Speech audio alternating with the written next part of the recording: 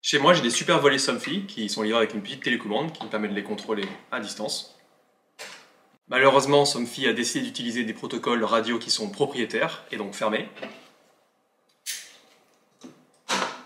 La seule façon officiellement supportée par Somfy pour intégrer mes volets dans Home Assistant, c'est d'acheter leur pont, qui s'appelle le Somfy Taoma. Il coûte 200 € et il force une connexion vers les serveurs cloud de Somfy. J'ai bien envie d'intégrer mes volets sur Home Assistant, mais j'ai clairement pas envie de dépenser 200 €. Donc je vais rajouter une petite carte Joker qui coûte 15 €. J'assaisonne. Je touille. Et hop! Bon bah c'est super moche, mais ça marche. Alexa, ouvre mes volets. Désolé, je n'ai trouvé aucun groupe ou appareil nommé mes volets. Ça c'est un gros fail. Alexa, ouvre les volets du salon. D'accord.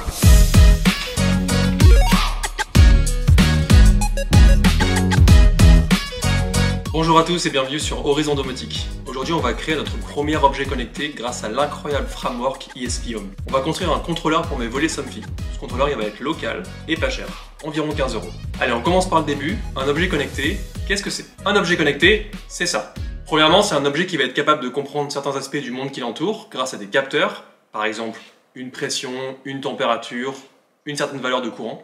Et deuxièmement, c'est un objet qui va être capable d'interagir avec le monde qui l'entoure avec des actionneurs comme par exemple un moteur, un haut-parleur ou un relais électrique. Troisièmement, c'est un objet qui va être capable de réaliser des actions logiques, comme par exemple calculer le pourcentage de batterie restante en fonction d'un capteur de tension, ou détecter un mouvement grâce à une information de courant. Et enfin, c'est un objet qui va être capable de fournir toutes ces données dans le monde digital, et enfin d'exposer des services pour nous permettre d'interagir avec cet objet, plus particulièrement avec ses actionneurs. Par exemple, cette prise de courant a un capteur de courant, un capteur de température, et objectivement un paquet de capteurs dont j'ignore complètement l'existence, un actionneur de type relais électrique. Elle est capable de transformer une valeur électrique, tension ou courant, objectivement j'en sais rien, qui vient du capteur de température en valeur lisible de température, en degrés Celsius. Et elle expose toutes ces données dans le monde digital, son état, la température, le courant, la puissance, etc.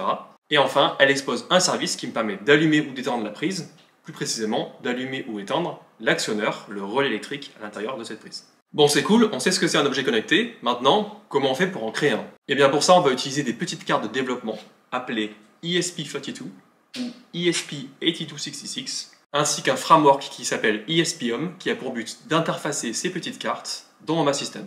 En fait, ESP Home fait partie intégrante de la famille Nabucasa. Pour ce qui est de la différence entre les deux cartes ESP32 et ESP8266, c'est pas compliqué. La ESP8266 est moins chère, moins rapide, moins puissante et possède moins de pins, ce qui la rend un petit peu limitante dans certaines applications. Je vous conseille de travailler uniquement avec des ESP32 car la différence de prix est vraiment minime entre les deux. Et maintenant pour le framework ESP Home, je vous propose de passer sur ordinateur et de découvrir tout ça avec moi. Allez, pour cette partie de la vidéo, je vais utiliser un type de carte ESP32. C'est la Titigo, elle est connectable en USB type C, ce qui est plutôt pas mal. Hop, je la connecte sur mon ordinateur et on passe directement sur l'écran. La première chose à faire, c'est télécharger l'add-on ESP Home sur Home Assistant. Donc on va dans Paramètres, Modules complémentaires et on télécharge l'add-on qui s'appelle ESP Home. Il se trouve ici si vous ne l'avez pas téléchargé. Hop. Et ensuite on se rend sur webespHome.io. Le lien sera dans la description. Attention, il faut utiliser Chrome ou Microsoft Edge pour la première installation puisqu'il faut un navigateur qui supporte le protocole web serial. Sur webespHome, Home, avec la carte connectée sur ordinateur, il suffit de cliquer sur Connect, de prendre le bon serial USB, Connect, et de cliquer sur Prepare for Adoption. Ce que ça va faire, c'est que ça va installer une version d'ESP Home sur la carte. Comme ça, la carte pourra automatiquement être découverte dans Home Assistant. Une fois l'installation finie, on clique sur Close, on nous demande de se connecter au Wi-Fi, Connect to Wi-Fi, et ensuite on passe sur Home Assistant. En ayant démarré l'add-on ESP Home, on visite l'interface utilisateur web. Normalement, on devrait voir un gros bouton qui s'appelle Adopt. On clique sur Adopt. Adopt. On met un nom, là je vais l'appeler Test pour l'instant. Test. Installe. Une fois le téléchargement terminé, on peut fermer cette fenêtre et on peut cliquer sur Edit pour voir le code qui a été téléchargé sur la carte. C'est pas si simple, c'est la beauté du framework, c'est pas ça qui est téléchargé sur la carte. Ça c'est un fichier YAML qui va nous permettre de spécifier des inputs, des outputs, des capteurs, des actionneurs, etc. Et ensuite, c'est le framework qui compile exactement le code qui va être téléchargé sur la carte. Si on regarde nos notifications dans Home Assistant, on peut se rendre compte qu'un nouveau device a été détecté. Notification, New device discovered, check it out. Voilà, test, configurer, soumettre. Terminé. Donc voilà, maintenant dans ESP-Home, j'ai mon device qui est connecté. Donc pour l'instant, il fait rien, un appareil. Il n'y a rien, il n'y a pas de contrôle, il n'y a rien du tout, mais il est déjà connecté à Home Assistant. Allez, maintenant qu'on a notre carte qui est intégrée dans Home Assistant, on va faire un petit tutoriel. Si vous vous rappelez le schéma que j'avais présenté lors de l'intro, que je raffiche ici, on va créer un petit peu tout. On va créer un capteur, on va exposer ses données, créer un service qui va actionner quelque chose dans le monde réel. Sur le site d'ESP-Home, je vais mettre en description tous les liens visités, on peut voir dans la table des matières tous les actionneurs et tous les capteurs qui sont supportés. Par exemple, si on veut récupérer des valeurs de température, on peut utiliser ce capteur. Et sur cette page, on a le bout de configuration pour l'intégrer. Nous, on va faire quelque chose de super simple. On va créer un capteur binaire GPIO, c'est-à-dire un capteur binaire qui s'active lorsqu'un pin de la carte reçoit une tension non nulle, et un switch GPIO. Cette fois-ci, c'est le contraire, c'est un actionneur qui expose un service et qui va fournir ou non une tension à un pin en particulier sur la carte. Avant de commencer à créer notre petit objet connecté de test, c'est toujours bien d'avoir sous la main le diagramme des pins de notre carte. La plupart du temps, on le trouve sur le site sur lequel on a commandé la carte. Moi, je vais utiliser le pin 32 pour mon capteur binaire et le pin 33 pour mon actionneur switch GPIO. Donc pour le capteur binaire, on clique sur Edit. On va créer notre capteur binaire. Pour moi, avec le pin que j'ai choisi, ça ressemble à ça. Plateforme GPIO, je lui ai donné un petit ID, Test Binary Sensor, un petit nom, Test Binary Sensor. Le pin, c'est le 32. Je l'ai inversé, c'est pas forcément important, mais si vous voulez savoir ce que ça veut dire que en gros le pin était activé par défaut, donc je l'ai désactivé par défaut. Mode input, ça veut dire que c'est un pin qui va être utilisé en input et pas en output. Pull up true, je vais pas passer beaucoup de temps à l'expliquer, j'avais un petit problème, le problème était documenté dans la page d'ESP-Home, j'ai juste rajouté pull up à true. Ça c'est pour mon binary sensor, maintenant je vais créer mon switch. Voilà pour le switch, plateforme GPIO, je vais également donner un petit ID, test switch, un petit nom, test switch. Et le pin, comme j'ai dit, numéro 33, et cette fois-ci en output, puisque du coup on va utiliser le pin en mode output. Je sauvegarde et j'installe wirelessly, et une fois que tout est installé, on va pouvoir vérifier si tout marche bien. Une fois l'installation terminée, si on se rend dans Paramètres, Intégration, et dans notre intégration test ESP-Home, on peut voir qu'on a nos deux entités. Notre switch, qui s'appelle test switch, que je peux activer ou désactiver. Bon, pour l'instant, je vois rien puisque j'ai rien branché sur le pin sur la carte ESP-Home. Et notre capteur binaire qui s'appelle Binary Sensor, qui est désactivé. J'ai pas moyen de l'activer pour l'instant. Ce que j'ai fait, c'est que j'ai créé un petit dashboard qui montre les deux et j'ai créé un petit circuit électrique pour pouvoir voir les deux. Donc on passe tout de suite là-dessus. Donc voici le petit circuit que j'ai créé. Ça, c'est la carte ESP-Home. Le pin numéro 32, fil vert, il est connecté à un petit bouton. Et le pin numéro 33, fil rouge, il est connecté à une petite diode. Soyez en passant, je suis pas un fan d'électronique, j'ai même pas mis de résistance sur la diode, c'est pas forcément ce qu'il faut faire, mais du coup c'est juste un petit test et pour l'instant ça marche. Et du coup maintenant on a notre objet connecté qui est entièrement fonctionnel. J'ai mon capteur binaire, ici on peut voir le résultat sur Home Assistant, si jamais j'appuie sur le bouton, on le voit qui s'active. Ça c'est la partie capteur, données, et ensuite l'autre côté, service, actionneur, la diode. Et voilà. Donc là, on a notre objet connecté avec tout ce qu'on a vu dans l'introduction. Allez, pourquoi pas aller un tout petit peu plus loin. Dans la documentation d'ESP-Home, on peut voir que les binary sensors exposent un trigger qui s'appelle onDoubleClick, qui va être déclenché à chaque fois qu'un double clic est enregistré sur le bouton. Et les switches exposent un service qui s'appelle toggle, qui permet d'allumer ou d'éteindre successivement le switch. Ce qu'on va faire, c'est qu'on va lier les deux dans notre configuration. Dans la partie binary sensor, on va rajouter onDoubleClick, then switch.toggle test switch. Test switch étant l'ID de notre switch. Save, install. Alors qu'est-ce qu'on a fait ici? On a créé de la logique qui va être exécutée directement dans notre carte ESP-Home, sans passer par Home Assistant. On a maintenant un objet qui est intelligent. Des capteurs qui exposent des données, des services qui agissent sur des actionneurs, mais au milieu de ça, une logique qui lie les capteurs et les actionneurs sans passer par aucune plateforme. Même circuit électronique, même dashboard, tout fonctionne comme avant, mais cette fois-ci, en plus de tout ça, j'ai une automatisation qui tourne localement sur ESP-Home, qui n'a même pas besoin d'Home Assistant. Si jamais je double-clique sur mon capteur, j'ai mon actionneur qui va se mettre en marche. Bon, maintenant qu'on a créé notre premier objet connecté de test, on va enfin passer au volet. Quand on explore les différentes pages des volets sur ESP-Home, encore une fois, les liens sont dans la description, voilà ce qu'on apprend. Déjà, c'est assez compliqué, il y a plusieurs façons de contrôler un volet en fonction de ce qu'on arrive à récupérer comme données, comme capteur. Pour résumer, il nous faut obligatoirement un actionneur pour monter le volet et un actionneur pour descendre le volet. Si on n'a que ça, on peut créer un volet binaire, qui sera ou entièrement ouvert ou entièrement fermé. Si on arrive à récupérer un troisième actionneur qui nous permet d'arrêter le volet, alors on peut commencer à exposer la position du volet. Par exemple, ouvert à 50%, fermé à 25%, etc.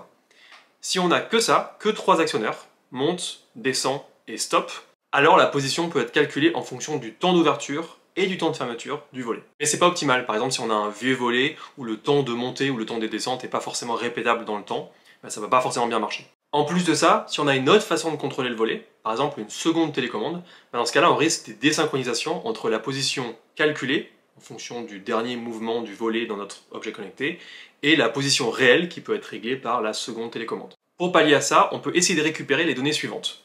Un capteur binaire pour savoir si le volet monte, c'est-à-dire un capteur qui passe à on dès que le volet est en train de monter, qu'importe la façon dont il est contrôlé, même une seconde télécommande. Un capteur binaire pour savoir si le volet descend, la même chose avec la descente. Un capteur binaire pour savoir si le volet est entièrement ouvert ou entièrement fermé, ça nous permet de régler des cas aux limites. Et bien sûr le Graal, un capteur qui nous donne la position du volet. Par exemple un capteur de courant qui va nous donner la position du volet entre 0 V et 3,3 V par exemple. Donc voilà ce qu'on va faire, on va démonter notre télécommande Somfy et à l'aide d'un petit multimètre, on va essayer de récupérer le plus de données possible et en fonction des données qu'on arrive à récupérer, on verra ce qu'on fait sur ESP Home. Allez c'est parti, ma télécommande Somfy elle ressemble à ça, j'ai 3 boutons, monter, stop et descendre. Quand on l'ouvre, d'un côté on peut voir ça, ici on peut voir les 3 boutons, et de l'autre côté on peut voir ça. On va se concentrer sur ce côté en priorité. Déjà on peut voir le slot pour la pile avec sa borne négative et sa borne positive. Et ensuite on peut voir un paquet de petits pads qui pourraient facilement être soudés. Donc, ce qu'on va faire c'est qu'on va prendre un multimètre et on va essayer de comprendre la tension de chacun de ces pads lorsque les boutons sont appuyés, lorsqu'ils sont relâchés, lorsque le volet monte et lorsqu'il descend. Ce que je vais faire, c'est que je vais vous passer les plans magnifiques de moi qui essaye de placer les 2 électrodes sur les pads de moins d'1 millimètre avec ma bouche tout en essayant d'appuyer sur les boutons de l'autre côté de la télécommande. Ce qu'on va faire, c'est qu'on va directement passer au résultat.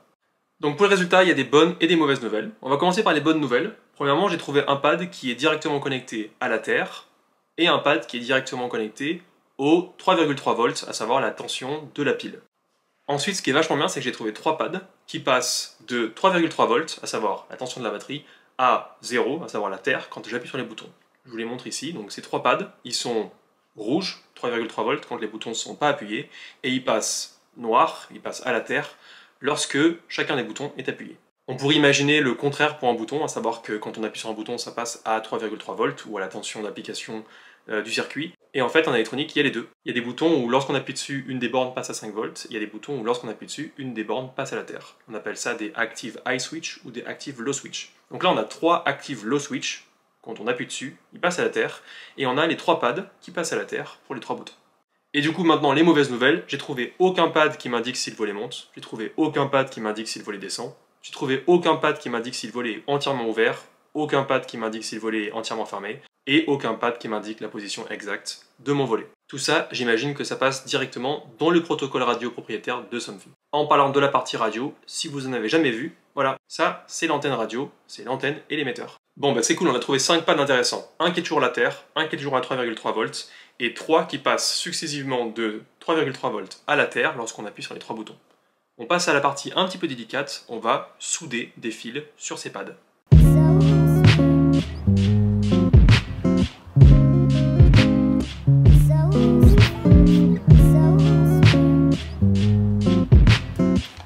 Et voilà le résultat. Rien qu'avec ça, la télécommande et quelques fils soudés, on peut déjà faire quelque chose de vachement rigolo. On passe devant le volet et je vous montre. Ici j'ai ma télécommande avec les boutons qui marchent toujours, donc là j'ai le bouton pour fermer le volet, là j'ai le bouton pour l'arrêter, et là j'ai le bouton pour ouvrir le volet.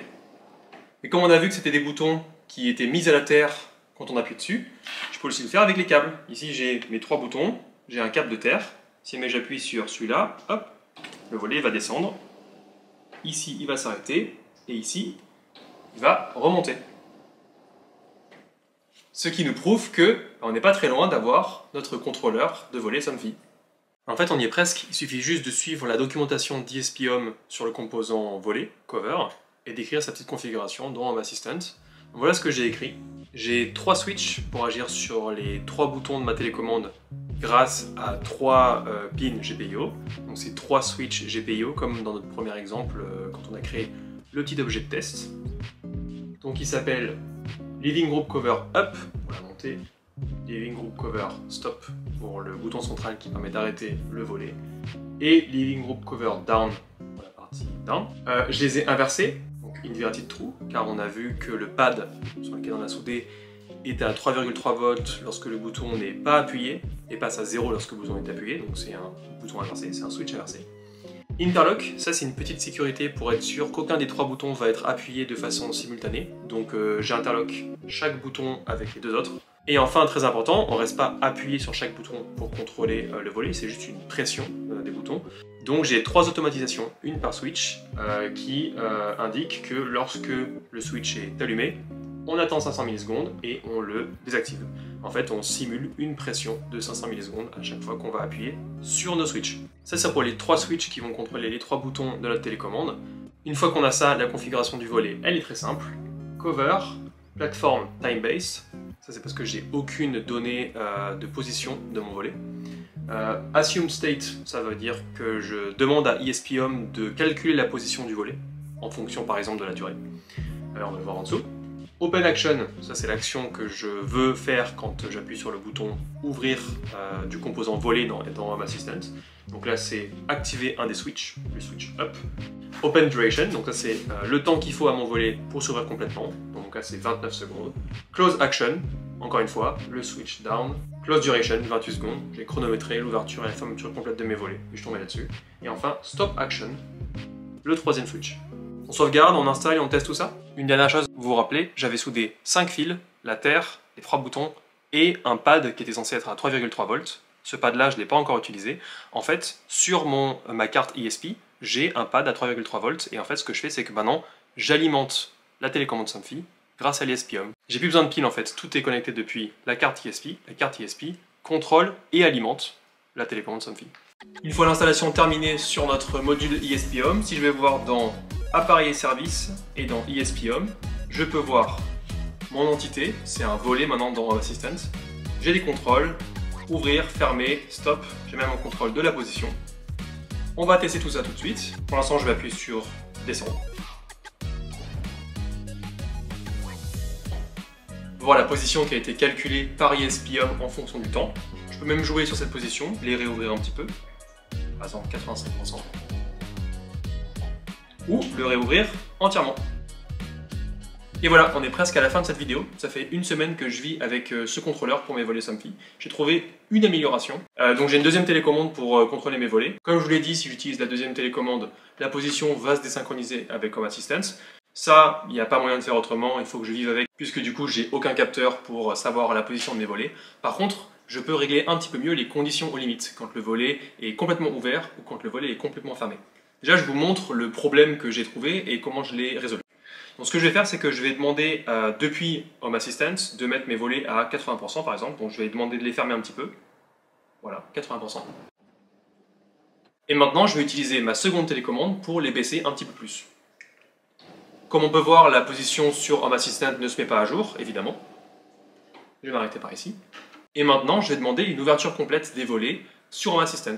Ce qui va se passer, c'est que ESP-HOM va effectuer l'action d'ouvrir les volets jusqu'à atteindre la position calculée 100% et ensuite il va arrêter les volets. Du coup mes volets vont s'arrêter à 80%, en tout cas pas en haut. Je vais pouvoir vous le montrer, donc je vais appuyer sur ouverture. On voit la position qui s'update et quand elle arrive à 100%, voilà, mes volets vont s'arrêter et à partir de cet état-là, je ne peux plus du tout les monter. Je ne peux plus les monter parce que du coup ESP-HOM me dit non mais les volets sont à 100%, donc tu ne peux pas les monter. Ce que j'ai fait, c'est que j'ai rajouté 2 automatisations directement dans ESP-HOM. Lorsque le volet est complètement ouvert ou lorsque le volet est complètement fermé, ce que je fais, c'est que j'attends un petit peu, une seconde, et je réappuie sur le bouton correspondant. Voilà, ça ressemble à ça, on, open, then, délai d'une seconde, et je rappuie sur le switch Living Room Cover Up, ou on, close, une seconde d'attente, et je rappuie sur le bouton Living Room Cover Down. On va faire exactement le même exemple que tout à l'heure, et je vais vous montrer comment ça résout mon problème. Alexa, ouvre les volets du salon. D'accord. On peut voir la position s'updater. Quand ça va atteindre 100%, ça va s'arrêter. Une seconde. Et on rappuie une fois pour que les volets s'ouvrent entièrement. Comme ça, au moins, quand je demande d'ouvrir les volets ou de les fermer, ça marche à tous les coups. Et voilà, cette vidéo touche à sa fin. Normalement, ça serait le moment où je pourrais vous montrer mes magnifiques skills d'impression 3D pour réaliser un magnifique boîtier pour mon objet connecté. Sauf que du coup, l'impression 3D, j'y connais rien et je suis carrément nul. Donc ce que j'ai fait, c'est que j'ai caché mon contrôleur derrière la télé et ça me va très bien comme ça. Dans tous les cas, j'espère que vous avez appris quelque chose, j'espère que la découverte de ce framework ESP Home vous a plu. Je vous remercie de m'avoir écouté jusqu'ici et je vous dis à très bientôt.